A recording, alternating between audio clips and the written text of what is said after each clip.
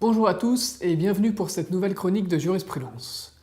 Nous allons aujourd'hui évoquer un arrêt de la Chambre commerciale de la Cour de cassation en date du 5 juillet 2016 relatif à la concurrence déloyale.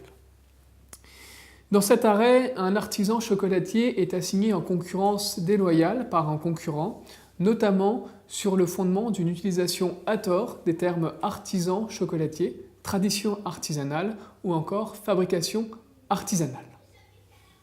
Le demandeur à l'action faisait valoir que les conditions de fabrication des produits de l'artisan ne répondaient pas aux conditions d'utilisation du terme artisan et de ses dérivés fixées par la loi du 5 juillet 1996. Il considérait donc que l'artisan ne pouvait se prévaloir de ces termes. La Cour de cassation confirme l'arrêt d'appel ayant jugé que l'artisan avait commis un acte de concurrence déloyale au motif que, bien qu'il soit artisan, ces produits ne répondaient effectivement pas aux conditions requises pour qu'ils puissent se prévaloir du terme artisan et de ses dérivés. L'artisan a donc commis une faute constitutive de concurrence déloyale susceptible de créer un préjudice à ses concurrents dont il pouvait solliciter l'indemnisation. Cette décision est un rappel d'une solution bien établie par la jurisprudence.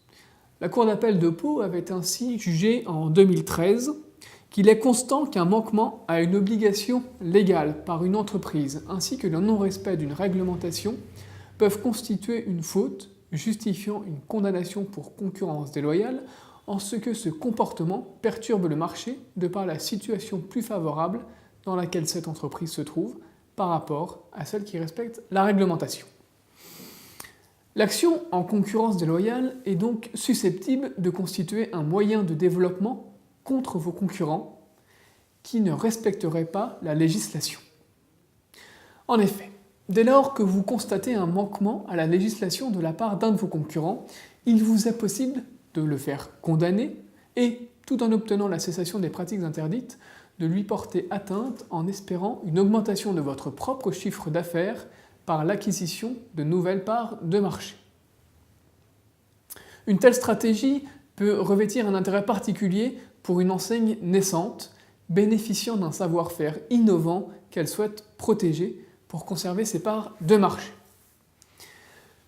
En effet, l'introduction d'une action en concurrence déloyale à l'encontre de toute société adoptant un concept similaire ou ne respectant pas la législation applicable ralentira considérablement les possibilités de développement de cette enseigne.